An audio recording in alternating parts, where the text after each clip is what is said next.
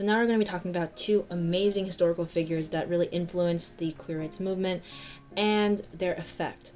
First, we need to acknowledge that a lot of times intersectional marginalized people are sidelined and pushed aside when we talk about history, even history that has to do with a specific marginalized group, such as queer people. In this case, a lot of the history of Stonewall is very whitewashed, and some of that comes from media that depicts the history of Stonewall and the Gay Liberation Front within the movement, created all by white gay men. When in reality, the people at Stonewall and the people that helped to progress the entire movement itself were people from all walks of life, of all different races and different genders, and we need to acknowledge and credit those that were typically sidelined because they were people of color. So today I'm going to be talking about Martha P. Johnson and Sylvia Rivera, two wonderful trans women of color who really helped to shape the queer rights movement as we know it.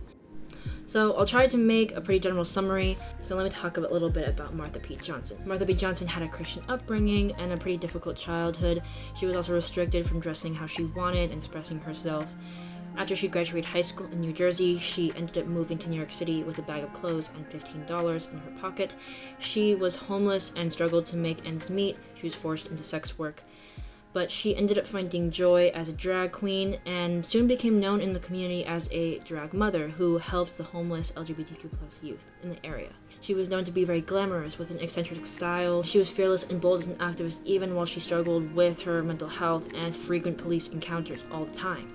She's frequently credited as one of the main instigators of the Stonewall riot and as the person who threw the first brick or threw the first shot glass that was heard around the world. That's probably a common thing that you've heard. But she said herself that she didn't arrive there until later and she didn't throw the first anything. But regardless of what her role was at the Stonewall riot, her reach went far beyond that one day and should not be made into that one event. She was at the forefront of the gay liberation movement and fought for all kinds of queer rights. You'll often see pictures of her at the forefront of a protest, constantly fighting and fighting.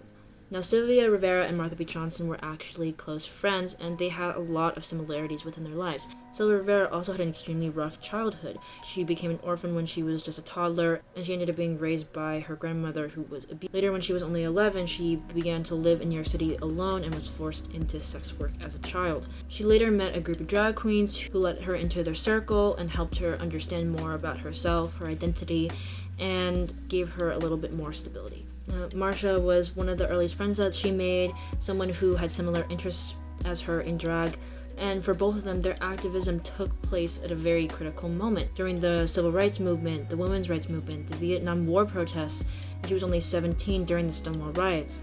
Like Martha P. Johnson, she was a very different figure and activist for what was in the mainstream gay liberation movement because she was poor, she was trans, a drag queen, a person of color, a former sex worker, and someone who had experienced drug addiction, incarceration, homelessness. Because of this, Sylvia Rivera fought not only for gay and trans rights, but also advocated when it came to issues relating to racial, economic, and criminal justice issues. Both of these women committed their entire lives to the liberation of queer people.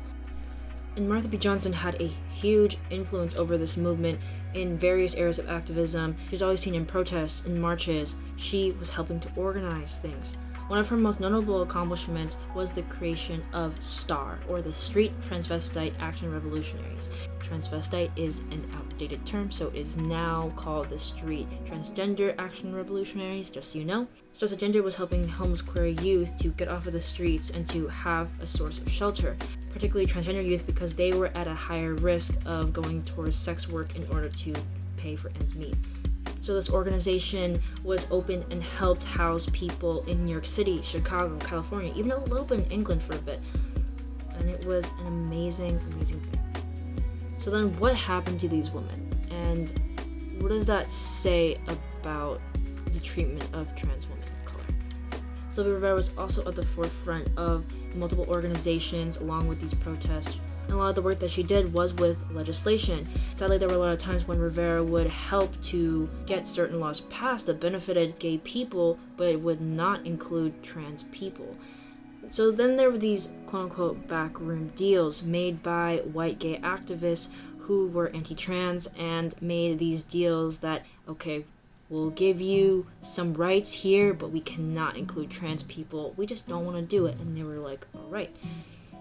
So even while Sylvia Rivera fought for so long to get these laws passed, she felt betrayed that all her work went into something that didn't even include her. And because of this happening so much, Rivera actually disappeared from activism for the next 20 years, but she later returned in the 1990s when there was more conversation around gay rights that resurfaced.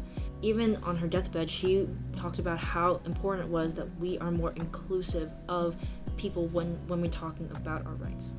In 2002, she died from liver cancer. So Marsha P. Johnson, what happened to her, and how did she die? Well, at the age of 46 in 1992, Johnson's body was found in the Hudson River. Her death was quickly ruled to be a suicide, but none of her family or friends believed that this could be true, especially since Johnson faced constant discrimination and violent attacks. But the case was closed, and 25 years later, it was reopened. It still remains open. But what is the real message when we're acknowledging these women and their accomplishments?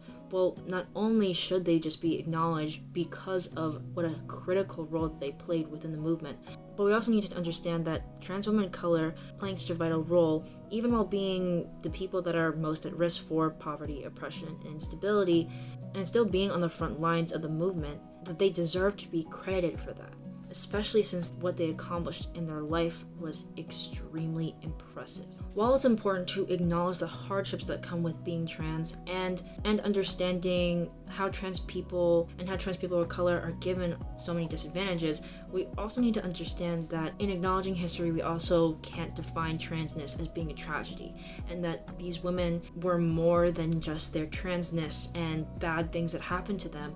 They were also their accomplishments. They were also their bright and bold personalities, their fighting spirit, and we need to see all of that when talking about these historical figures, not just defining them to one event or one terrible thing. They're people with bright, beautiful lives as well. And they deserve to be recognized entirely.